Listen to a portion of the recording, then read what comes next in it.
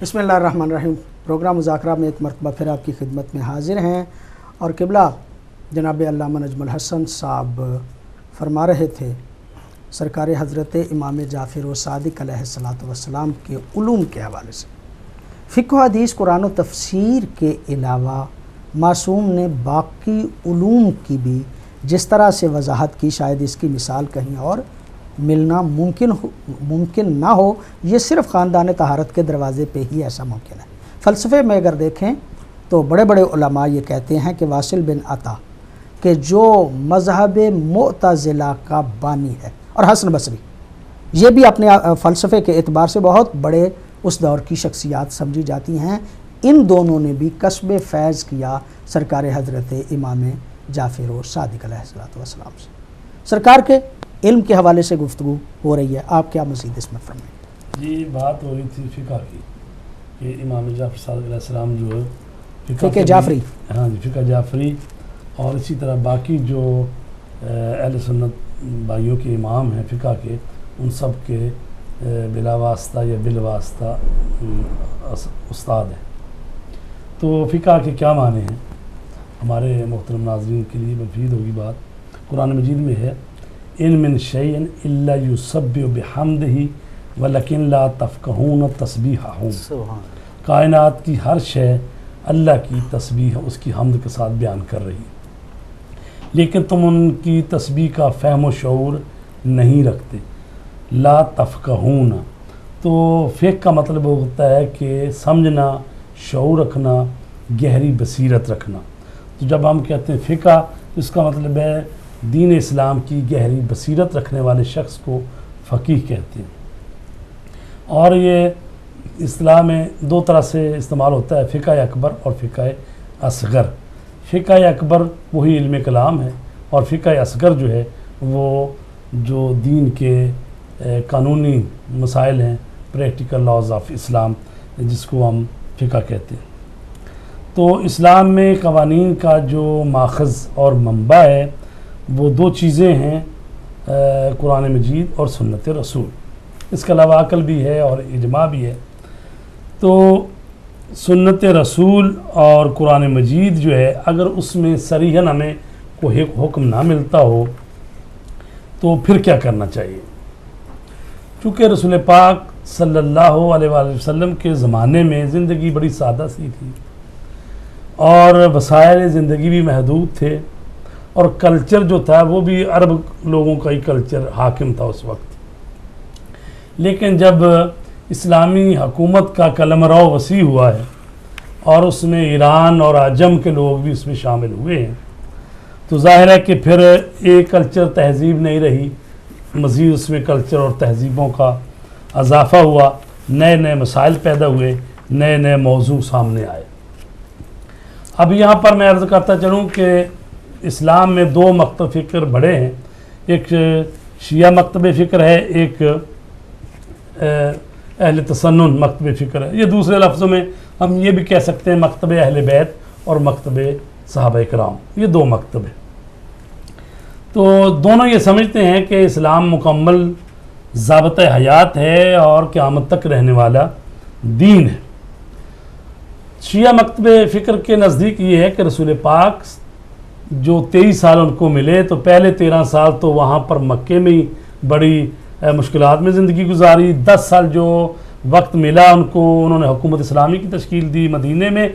फिर भी बहरहाल 86 जंगें, उसमें 86-87 और को 300 करीब छोटी छोटी सरिये और वो चीज़ें, यानी बेशतर वक्त जो है रसूल पाक का वो गुज़र गया है इस्लाम को कायम करने में, मुस्तहकम करने में। तो तालीम व तरबियत पर उस तरह से जितना सारे मसाइल का अगरचे मस्जिद नबवी में असहाब सुफ़ा और वो सिलसिला पैगम्बर गिरामी ने जारी किया, लेकिन हम कहते हैं कि रसूल पाक के पास जो इल्म अल्लाह की तरफ से आया वो उन्होंने अहले बैत अतहार को तफवीज़ कर दिया। खुसूसन हज़रत अली अलैहिस्सलाम को उन्होंने तमाम इल्म उलूम दे दिए और कहा, अना मदीनतुल इल्म वालियुन बाबुहा, मैं इल्म का शहर हूँ और अली उसका दरवाज़ा है।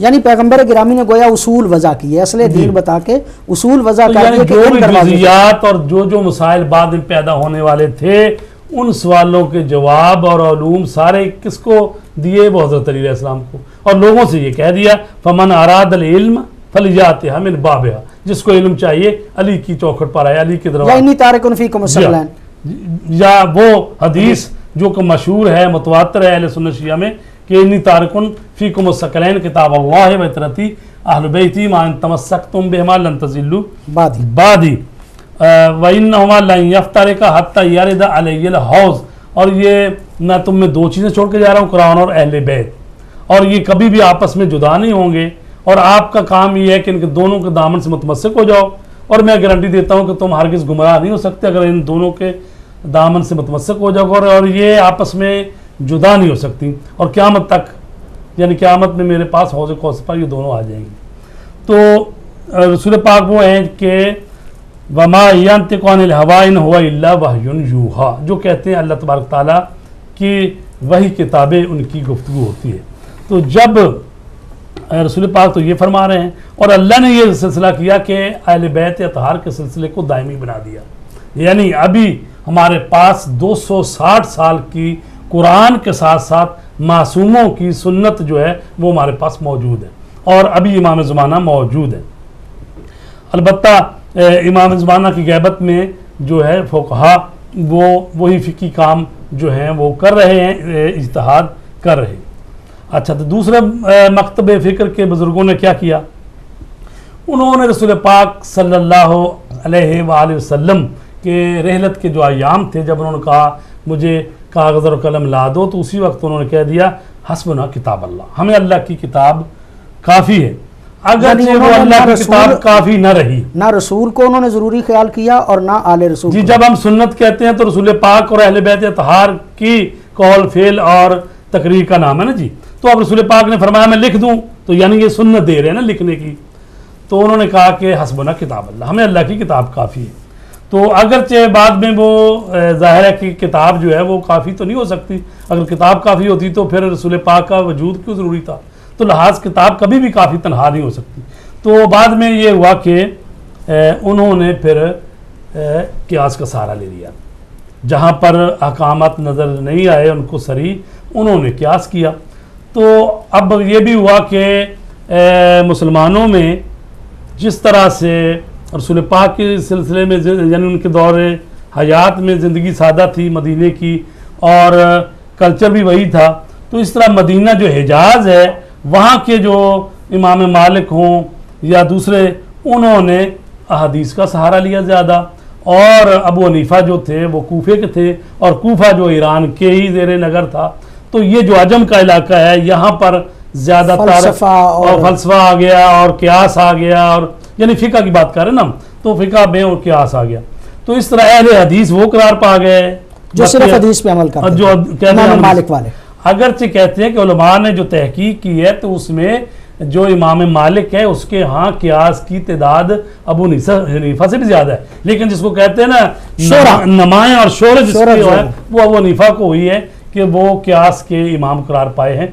तो इस तरह से जब ये कशमकश चली बनी उमैया में और बनी अब्बास में और हिजाज में और इराक़ में, तो इसी कशमकश में या दो आवाज़ें थी, एक अहले हदीस जो अपने आप को कहलाते थे, दूसरे जो ये फ़िक़ा और क़ियास और इस पर इस्तेहसान और बाक़ी। तो ऐसे में जो तीसरी आवाज़ दरमियान में से उठी है वो इमाम जाफ़र सादिक़ अलैहिस्सलाम की है, कि जिन्होंने लोगों को खालिस इस्लाम मुहम्मदी की तरफ जो है वो बुलाया है और लोगों की रहनुमाई उन्होंने की है।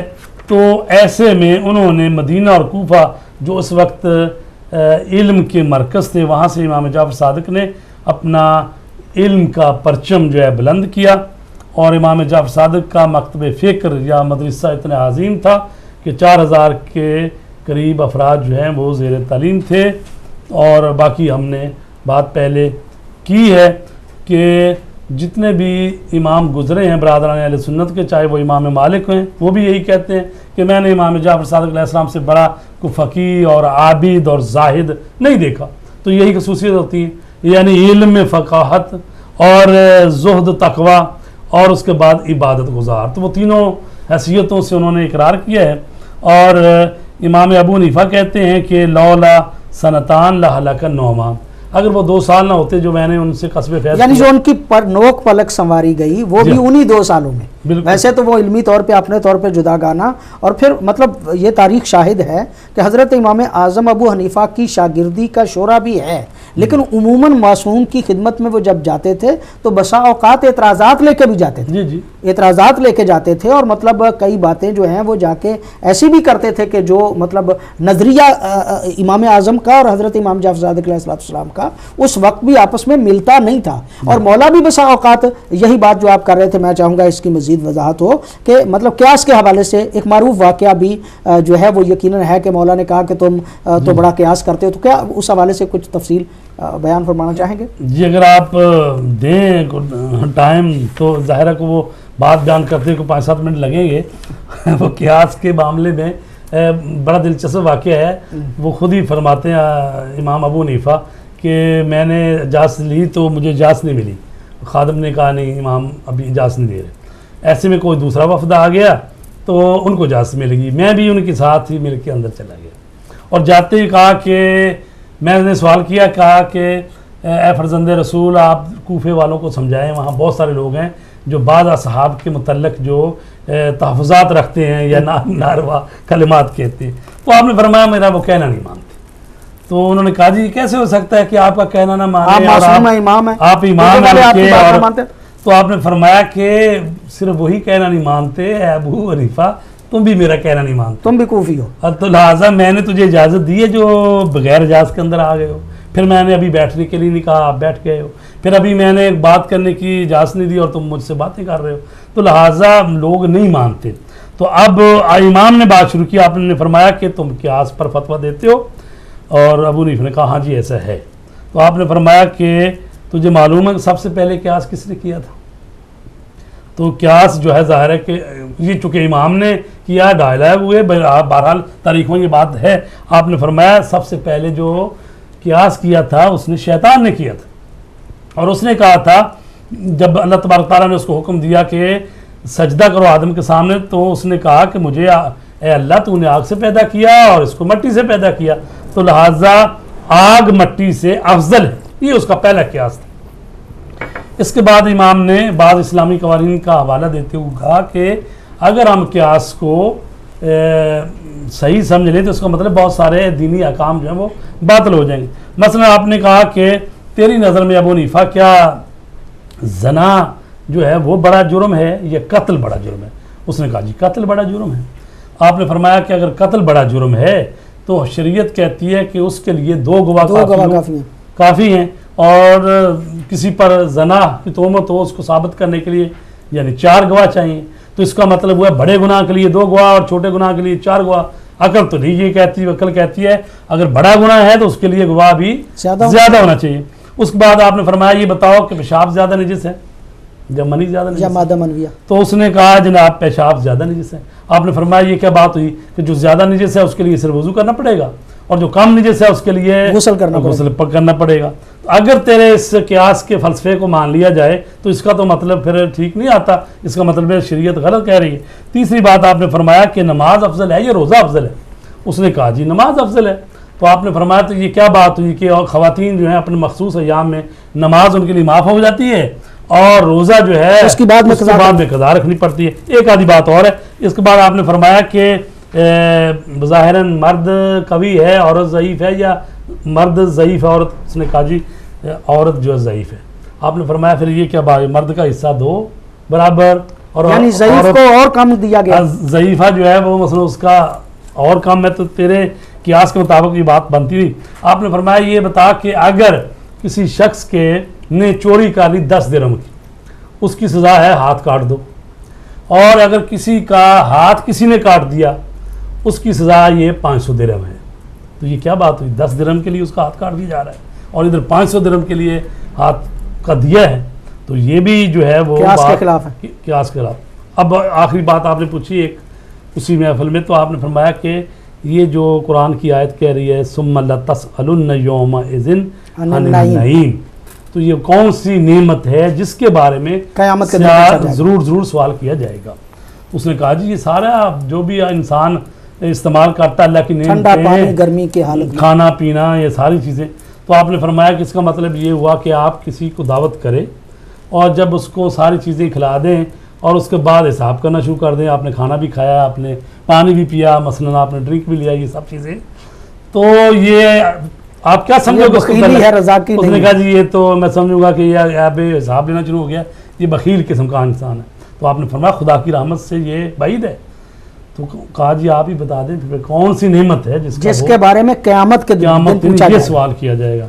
तो आपने फरमाया वो जो नेमत है जिसके बारे में सवाल किया जाएगा वो ख़ानदान रिसालत और अहले बैत की वलायत और मोहब्बत, विलायत और मोहब्बत अहले बैत असल, और ये है सवाल। और जिसके बारे में कुरान में भी कहा गया ना वाकिफूहुम इन्नहुम मसऊलून, इनको रोको, इनसे सवाल किया जाए। और वो सवाल यही है, ये विलायत अमीर अल मोमिनीन और उनके मासूम इमाम जो है ना, उनकी विलायत ही असल वो सवाल है कि जिसके बारे में किया जाएगा। किबला बात हो रही है वही इल्म के हवाले से, और फिर थोड़ा सा मामला क़ियास और मतलब वो शुरू हो गया हज़रत इमाम आज़म के हवाले से। किबला ने उसकी तफसीलात बयान की। आप ज़रा एक और नहज से मासूम की इल्मी जो चीज़ें हैं उनको बयान फरमा रहे हैं, तो मज़ीद मैं चाहूँगा कि मैं अर्ज़ करूँगा एक वाक़या और है। हशाम बिन सालिम रिवायत करते हैं कि मैं इमाम की खिदमत में मौजूद था कि एक शाम से एक शख्स आया और उसने इजाज़त मांगी कि मुझे इजाज़त है आए। कहा मैंने सुना है कि आप हर मुश्किल और हर सवाल का वही बात जो अभी हम कर रहे थे कि आप हर सवाल का जवाब देते हैं। आप हर सवाल का जवाब देते हैं। फरमाया हाँ, मतलब है कोई बात पूछनी है तो पूछो तुम आपको। तो पूछा कौन से मौजू के बारे में तुम गुफ्तगू करना चाहते हो? तो उसने कहा जी कि मैं क़िराअत कुरान के हवाले से कुछ सवालात हैं मेरे। तो आपने अपने शागिर्द जो कि इस इल्म का माहिर था इमरान बिन आयुन, इरशाद फरमाया कि इमरान से पूछ लो। हाँ, इमरान जो है वो तुम्हें इसका जवाब देगा। कहा नहीं मैं तो आपसे करना चाहता हूँ। फरमाया नहीं अगर ये मगलूब हो गया तो फिर मैं मतलब मैं यहाँ पे रुक के किबला अर्ज़ करना चाहूँगा कि ये मौला का कहना कि तुम मेरे शागिर्द से बात करो, इसको शिकस्त दे दोगे तो इसे शिकस्त दी तो गोया मुझे शिकस्त दी। इसका मतलब ये कि मासूम अपने शागिर्दों पे जब एतमाद करते हैं तो वो इस तरह का एतमाद होता है कि उनकी बात मासूम की बात होती है, उनकी रद्द की हुई बात मासूम की बात रद्द की हुई होती है। मैं सिर्फ ये कहना चाहता था कि इस दौर के मुज्तहिदीन और उलमा को जब मासूम फरमाते हैं कि इन्नहुम हुज्जती अलैकुम व अना हुज्जतुल्लाहि अलैहिम, मैं इन पे हुज्जत हूँ और ये तुम पे हुज्जत हैं, तो गोया इनकी बात भी ऐसे ही है जैसे मासूम की बात हो। चलिए आप ये है कि वो इल्म रखते हैं कि ये शख्स जो आया है इसमें इतना दमखम नहीं है जितनी हमने इसको तरबियत दी हुई है अपने शागिर्द को, तो लिहाजा ये उस पर गालिब आएगा ही आएगा। जी बशर्तिहा व शुरूतिहा, ये पैगंबर अकरम की सीरत तैयबा से लेकर सब आइम्मा की सीरत थी कि जो जिस पे एतमाद होता था कि ये शख्स इन शराइत पर उतरता है, पब्लिक को फरमाते थे कि इसकी इताअत हमारी इताअत है, यानी इसको जो फॉलो करोगे गोया तुम हमारी इताअत में। आप बात कर रहे थे तो हाँ इमरान से, तो जब इमाम ने कहा कि फरमाया हुक्म दिया तो कहा चलो ठीक है। अब जब गुफ्तगू हुई तो इमरान ने बिल्कुल एक एक बात जो है उसके सवाल को ऐसे साफ सुथरा कर दिया, और यानी उसको यानी वाकई महसूस हुआ कि मैं ये नाम जो है हिमरान हे से है हलवे वाली जी हिमरान बिन आयुन। तो ये तीन भाई थे जो बहरहाल इमाम के मकतब में ज़रारा बिन आयुन, हिमरान बिन आयुन और एक और नाम इस वक्त ज़हन में नहीं। तो इमरान ने बहरहाल उसको वो मगलूब हो गया, और उसके बाद इमाम ने पूछा कि कैसे तुमने इमरान को कैसे महसूस किया? कहा जी बहरहाल बहुत ज़बरदस्त है, यानी वाकई उसने तारीफ, अपने इल्म में माहिर है, अपने इल्म में बहुत माहिर है, और वाकई उसने मेरे हर सवाल का जवाब बहुत ही शाइस्तगी के साथ जो है वो दिया है। तो फिर शामी कहने लगा कि मुझे अब अरबी लुगत और अदबियात के बारे में कुछ सवालात करने हैं। तो इमाम ने अबान बिन तगलब से फरमाया कि ये सुभान अल्लाह। अब ये इमाम हर इल्म का इमाम है, लेकिन इमाम ने लोगों को शागिर्द भी ऐसे तैयार किए हैं जो मुख्तलिफ मौजूआत पे माहिर थे। बहरहाल इसी तरह जो है वो मतलब वो पहले वाली कैफियत हुई जो सवालात थे, और जनाब अबान बिन तगलब ने मतलब हर बात का जवाब दिया। फिर कहने लगा मुझे फ़िक़्ह के बारे में कोई जो है वो सवालात करने हैं। अब हमारे यहाँ जो फ़िक़्ह बहुत सारी मुरतब शुदा है वो जनाब ज़ुरारा बिन आयुन से रवायात हैं जो कि इमाम बाक़र अलैहिस्सलाम से भी हैं और इमाम सादिक अलैहिस्सलाम से। तो जब फ़िक़्ह के बारे में कोई बात आई तो फरमाया कि ये जो है ना, ये ज़ुरारा तुम्हारे मसाइल का जो है वो जवाब देगा। इसी तरह अगले मरहले में उसने कहा जी मैं इल्म कलाम के हवाले से कोई गुफ्तगू करना चाहता हूँ। तो जनाब मोमिन ताक़ से फरमाया कि इससे मुनाज़रा करो। अच्छा, मैं इलावा अज़ीम भी बहुत सारे, मोहम्मद बिन मुस्लिम एक बड़ा नाम है इमाम के शागिर्दों में, जनाब जाबिर जोफ़ी का नाम है, बहुत बड़ा नाम है, हशाम बिन हकम का नाम है, यानी जो अपने वक्त है, जाबिर बिन हयान जो उलूम मतलब जाबिर बिन हयान तो थोड़े से मुख्तलिफ हो जाएंगे इसलिए कि वो इल्म कीमिया के, इल्म कीमिया का माहिर, उलूम तिबियात, तमाम तर उलूम तबीई जो हैं, फिजिक्स है, केमिस्ट्री है, फल्कियात है, इल्म नजूम है, ये तमाम तर उलूम के हवाले से ज्यादा उन्हें आज के दौर में भी आज के कीमिया का मैं वही अर्ज कर रहा हूँ कि बहुत सारी मैं ये जो बात करना चाह रहा था माजरत से वो ये है कि बदकिस्मती से जाबिर बिन हयान को तो बानी मान लिया जाता है, इमाम जाफ़र सादिक को नहीं माना जाता जिनके वो शागिर्द। बहरहाल ये अब आज ज़माना है कि ज़रूरत है कि हम इन चीज़ों को दुनिया को मुतारिफ, जहाँ से सिलसिले टूटे हुए हैं उनको जोड़ें। तो जनाब जाबिर जोफ़ी का एक वाक़या फिर मुझे बात आएगी कि ये भी अहले बैत रसूल के साथ अदम ताल्लुक़ की दलील है। लोग रुक जाते हैं जहाँ पे अहले बैत तक मरहला चलता है, वहाँ पे जाकर रुक जाते हैं ताकि कहीं इनकी अजमत दुनिया के सामने ना। अच्छा, मैं एक और भी ज़ाविया है इसका, एक पहलू और भी है। ये अहले बैत अलैहिमुस्सलाम जो अल्लाह के लुत्फ़ करम और उसकी रहमत का मज़हर है इस कायनात में, अहले बैत ने हर जगह पे अपनी शख्सियत को मुतारिफ नहीं करवाया। यानी जहाँ शागिर्दों का मकाम आया है तो आइम्मा ने कोशिश की है कि इनका नाम बुलंद हो। अबू हमज़ा समाली की दुआ जो मारूफ है, ज़ाहिर है वो इमाम की तालीम शुदा है, तालीम शुदा इमाम, दुआए कुमैल इमाम की तालीम शुदा दुआ है। लिहाजा आइम्मा ने जहाँ कहीं देखा है कि इस ज़र्फ़ में कुछ न कुछ सलाहियत है तो उसके मकाम को बढ़ाने की कोशिश की है। लेकिन ये भी हिकमत अमली हो कि क्योंकि दुश्मन है, लोग बुग़्ज़ रखते हैं, तो असल मामला तो इल्म पहुँचना चाहिए। अगर एक मौके पे कुछ पूरे तारीख में कुछ अर्सा अगर अहले बैत से वो उस तरह से जाएंगे, मोहब्बत नहीं भी करते तो इल्म और इस्लाम और वो तो पहुंचना चाहिए। जब ये हस्तियां बुनियादी तौर पे अपनी ज़ात के हवाले से काम करती ही नहीं थी, बल्कि असल मकसद तो इनका ये था कि लोगों को फैज़ पहुंचे, वो नाम किसी का भी की। इस बात से एक और बात मुझे जहन में आ गई और बड़ी अहम है, बहुत ही अहम है।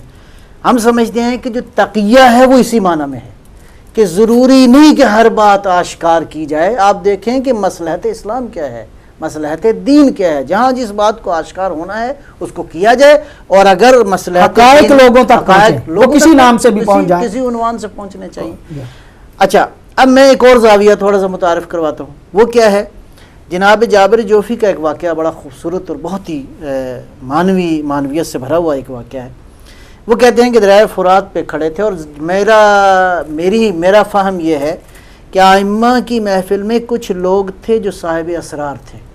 नबी अकरम अलैहिस्सलाम की महफ़िल में मसलन हज़रत सलमान फ़ारसी को आप कह सकते हैं। यहाँ पे जो है जनाब जाबिर जोफ़ी जो हैं वो तकरीबन इसी तरह की। जनाब जाबिर कहते हैं कि मेरे सीने में 50,000 हदीसें हैं जो मैंने मासूम से डायरेक्ट सुनी है और मैं नहीं बयान कर सका और सारी हकीकतें बयान नहीं की जा सकती, और इस तरह की बातें नहीं मौजूद। जनाब जाबिर जोफ़ी खड़े थे दरिया फ़ुरात के उसके पुल के ऊपर, तो एक और जो है वो मतलब है शख्स खड़ा था साथ ही। तो वो कहते हैं उसके हाथ में अंगूष्ठरी थी और वो बार बार अंगूष्ठरी को तवज्जो दे रहा था और अंगूठी की तरफ देख रहा था।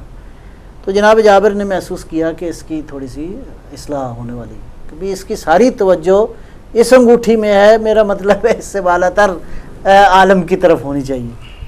तो फरमाया कि ये अंगूठी ज़रा दो, तो ली और कहा कि ये तुम्हें बहुत पसंद है। उसने कहा जी मैं तो इसके बगैर मेरा मतलब ज़िंदा नहीं रह सकता। मसलन इस तरह की कि मतलब बाज़ वक़्त मोहब्बतें किसी ऐसी चीज़ में फंसी होती हैं कि इंसान की मतलब है तरक्की रुक जाती है, ये असल मुश्किल ये है।